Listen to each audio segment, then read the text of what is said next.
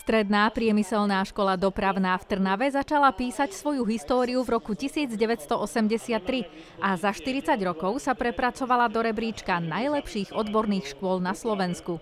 Aj tento rok spolu s Ministerstvom dopravy pripravili podujatie Študuj dopravu, kde sa návštevníkom snažia ukázať, aké pracovné či študijné možnosti sú v dopravnom sektore. Je tu okolo 20 vystavovateľov dokopy. Sú tu nejaké stredné školy z okolia, Trenčín, Martin a Žilinská univerzita samozrejme. A potom sú tu zamestnávateľia z oblasti železničnej dopravy, ale aj autobusovej dopravy a automobilovej a podobne. Počas dňa bol v škole aj deň otvorených dverí, kde odprezentovali všetky odbory a mimoškolské činnosti. Podľa zástupkyne Ministerstva dopravy je potrebné informovať verejnosť o situácii v doprave. My naozaj sa snažíme jednak robiť tieto akcie Študuj dopravu a potom samozrejme spolupracujeme s Ministerstvom školstva. Máme rôzne pracovné skupiny, v rámci ktorých preberáme tie možnosti, robíme si analýzy, koľko študentov budeme potrebovať na ďalšie obdobia. Preto vždycky pás používajte a majte ho. Dobre? Jazyk za zuby a ideme na to.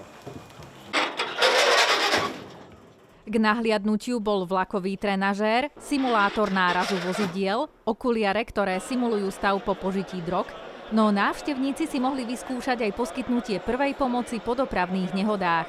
Aj vďaka tomu, že je tu šikovný manažment a tá spolupráca s tými zamestnávateľmi, tá škola má svoju veľkú perspektívu a my sa snažíme to podporiť ako môžeme. Tak ako všetky spoločnosti aj železnice Slovenskej republiky zápoli s tým, že teda máme veľmi veľa nedostatkových pracovných pozícií, ktoré máme vlastne nahlásené aj na úrade práce a samozrejme je našou snahou získať tých mladých ľudí a osloviť ich práve takouto akciou. Škola vychováva a pripravuje študentov na rôzne pracovné pozície v oblasti dopravy a ekonomiky.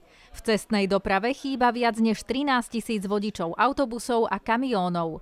Dlhodobý nedostatok hlásia aj železnice Slovenskej republiky, ktorým chýba niekoľko tisíc zamestnancov na rôznych pozíciách.